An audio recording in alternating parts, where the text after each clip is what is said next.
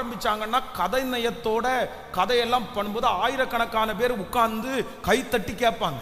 இப்ப அந்த மேடையில் அப்போஸ்தலனாகிய பவுலுக்கு ஒரு பிரசங்கத்துக்கு டைம் கிடைக்குது. அப்போ என்ன பிரசங்கம் பண்ணலாம், பிரசங்கத்துக்கு என்ன தலைப்பு கொடுக்கலான்னு அவர் யோசிக்கிறாரு. யோசிச்சா அந்த ஸ்டேஜ்ல ஒரு வாக்கியம் எழுதி போட்டிருக்கு. என்ன வாக்கியம் எழுதி போட்டிருக்குன்னா, அறியப்படாத தேவனுக்கு அப்படின்னு எழுதி போட்டிருக்கு. உடனே அவருக்கு சொல்றாரு, மெசேஜுக்கு தலைப்பு கிடைச்சிச்சுப்பா, அவ்வளவுதான்.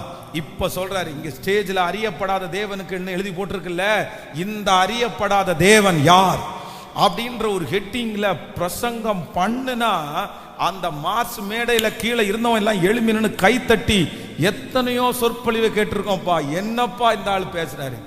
அவ்வளவு பெரிய இன்டர்நேஷனல் ப்ரீச்சரை பார்த்து அவருக்கு வச்ச வார பேர் என்ன, வாயாடி. அந்த வாயாடி என்ன பிதட்டுகிறான் அப்படின்னு கேட்டா எப்படி இருக்கும்?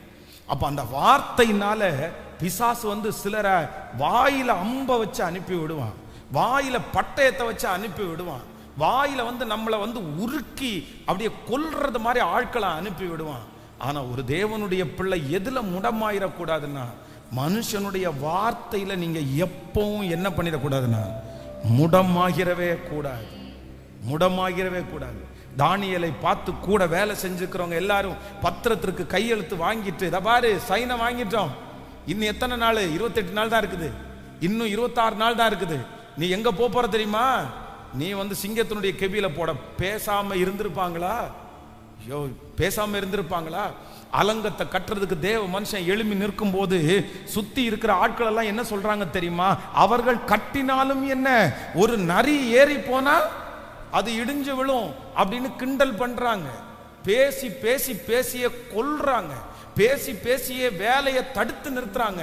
ஆனா உண்மையுள்ள தேவனுடைய பிள்ளைகள், தேவனால் அங்கீகரிக்கப்பட்ட தேவனுடைய பிள்ளைகள், பெரிய தரிசனம் உள்ள தத்தருடைய பிள்ளைகள், மனுஷர் பேசுகிற எந்த வார்த்தைக்கும் நான் முடமாக மாட்டேன், நான் முடமாக மாட்டேன். மனுஷனுடைய வார்த்தையை மாற்றுகிற கர்த்தர் என்னோடு கூட இருக்கிறார். நல்ல கைகளை தட்டி ஆமென்.